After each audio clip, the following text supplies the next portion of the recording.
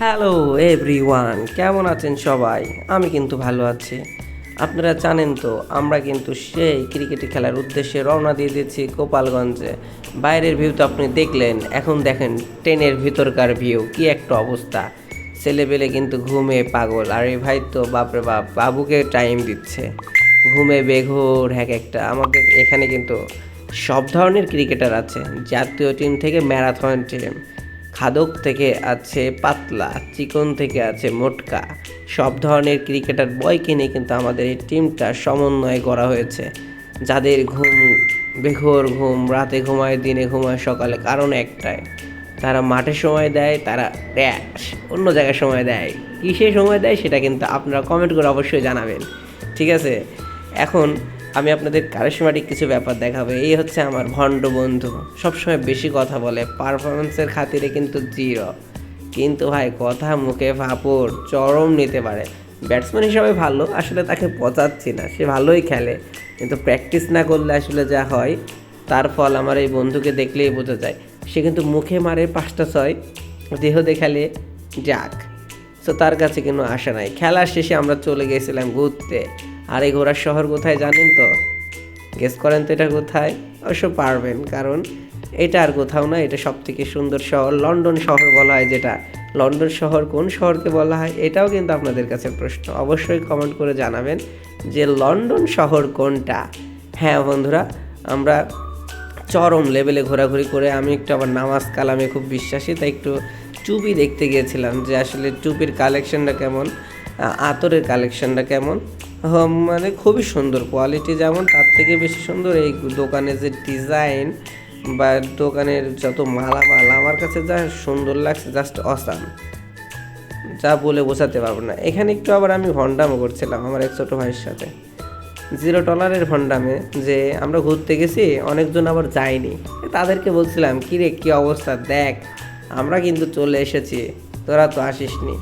এটাই আসলে বলা বলি করছিলাম, যার কারণে কিন্তু এই ছোট্ট একটা ভিডিও বানানো। তো এর সামনেরটা আবার নাইম, পোলা খাদ্য নাইম, পিছনে রয়েছে সায়েদ আল হাসান সুরাজ রাঠি, যে কিন্তু সরকারি ডিসি কোর্টে চাকরি করে থাকে, এডিসির সহকারী, তাই তাকে নিয়ে একটু বেশি ভাব মারি আমি, কারণ দেখি পাশে যখন সরকারি লোক আছে ভয় নাই, কোনো ভয় নাই, যেখানে সরকারি লোক আছে সেখানে। এই নিয়ে কিন্তু খুবই মজমাই ছিলাম আমি এবং আমার টিম ওয়ার্ক।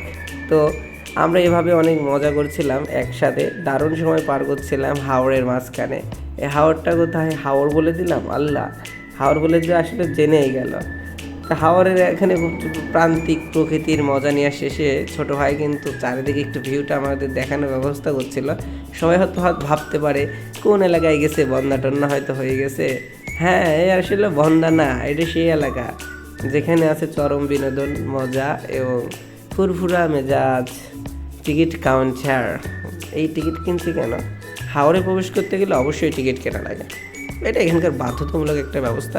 তো আমরা এখানে নিয়ে এসেছিলাম বিসিবি বয় মিস্টার ওয়াহেদ মুরাদ, তার নেতৃত্বে 4-5টা আমরা টিকিট কেটে এবং হাওড়ের উদ্দেশ্যে রওনা দিয়ে দিই। হাওড়ের ভিতরে ছিল লাগাতার মজা এবং বিনোদন, খুবই সুন্দর পরিবেশ, যা আসলে মুখে প্রকাশ করা সম্ভব নয়। এত অ্যামেজিং একটা জায়গা যা কখনো আসলে বলে বোঝানো যাবে না। খুবই দারুণ এবং অসাম কিছু সেট আপ আছে এখানে, খুবই সুন্দর।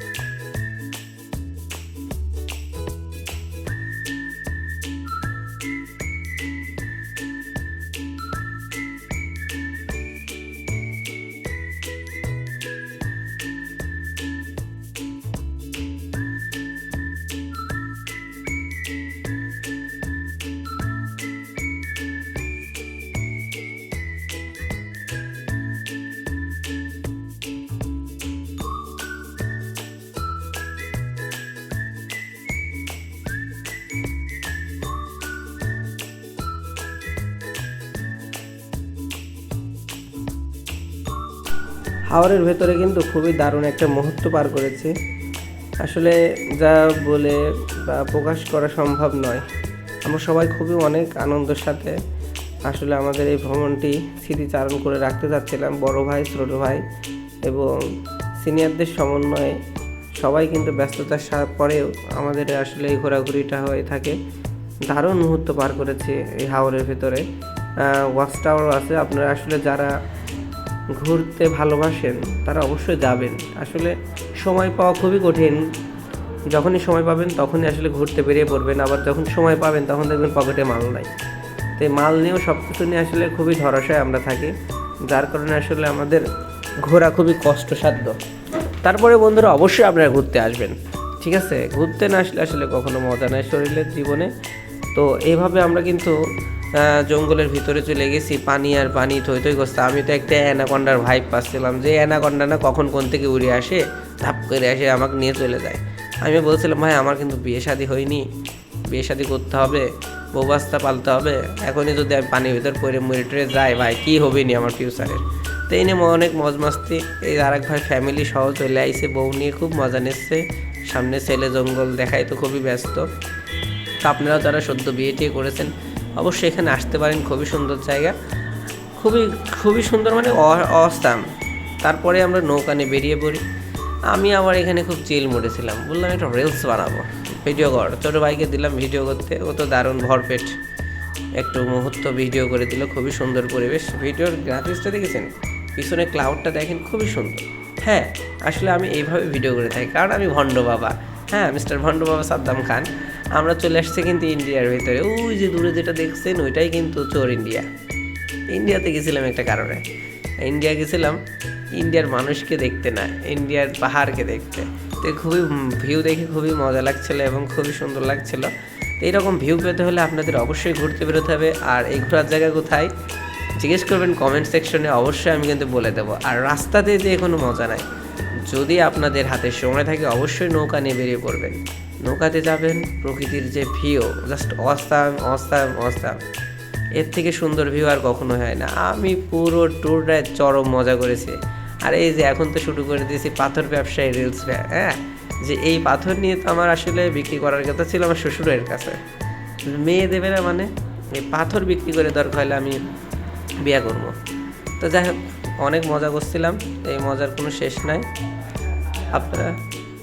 আপনারা যারা এখনও আসেনি ঘুরতে অবশ্যই বেরিয়ে পড়ুন।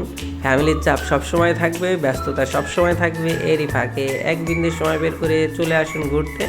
ঘোরার কোনো শেষ নাই। অবশ্যই আমরা চারদিক ঘোরাটোরা শেষ করে বাড়ি ফেরার পথে রওনা দিয়ে দিয়েছি।